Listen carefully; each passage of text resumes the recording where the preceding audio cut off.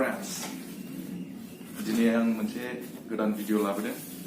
नैबे जाबाय Realme XT. बेखौ नोंथांमोननो अनबॉक्सिंग खालामनानै देखायगोन. नायनि. तो चलो अनबॉक्सिंग को स्टार्ट खालामसै.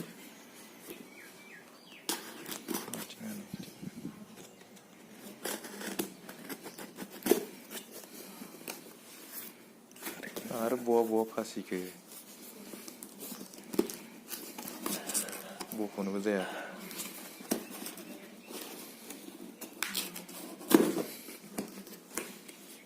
हासिबावस्रांसै.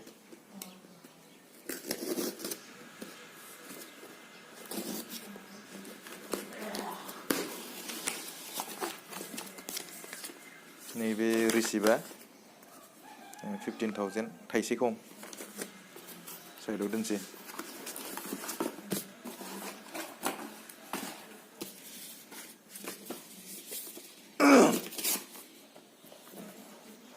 नैबे Realme XT कभारा स्टाइलनिखा बरिया. Realme XT made in India. चाइनासो दां. बेबो आरो भेजाल प्लास्टिक मारिथेजोबनाय.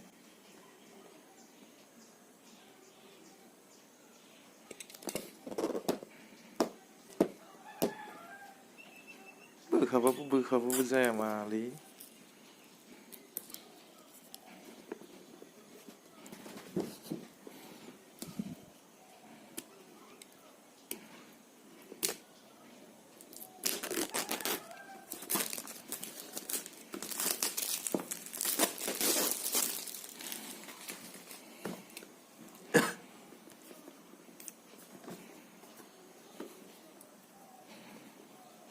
आरो मा गवाखै.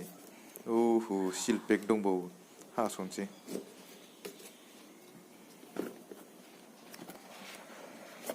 दासो नैबे मा बुस्थु. Case user manual. खामानि गैया जोंनि थाखाय न'. साइडआव दोनसै. बेबो साइडआव. क्वालिटिया मोजाङानो. बरिया. गोग्लैबाबो जेबो जानाय नङा. नैबे मबाइला बियो. उनाव नायगोन र' माबे दं. सिङाव मा दं नायबावनि. चार्जार. फास्ट चार्जार 20 वाटनि. 1 घन्टासोआवनो फुल चार्ज जागोन.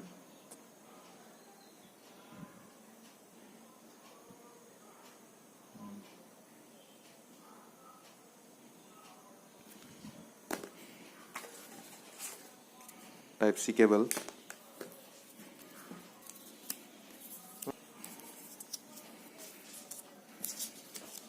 फनखौ नायनोसै दा. थोलि भेजाल जेथिंबो. बेखौ बोखानांगौ.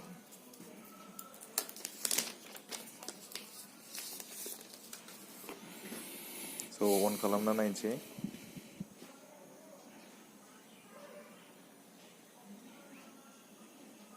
बरिया हालका. बरिया दांनोबो मोजां नाङो. उननियाबो ग्लासनि. सिगांनि रियेलमिनि फनफोरा माबा जायोमोन. केमेराया मोनब्रै. वाइड लेन्स दङ.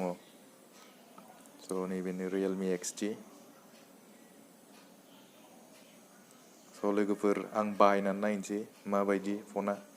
फट' क्वालिटि, भिडिअ क्वालिटि माबायदि नायनानै उनाव नोंसोरनो खोन्थागोन. दिनैनि Realme XT आनबक्सिं भिडिअआ बेखिनियानोसै. उननि भिडिअखौ नायबाय था. उननि रिभिउफोरखौ होगोन. फट'नि क्वालिटिया माबायदि, भिडिअनि क्वालिटिया माबायदि बेखौ नोंथांमोननो खोन्थाजोबगोन आं. एसेनोसै.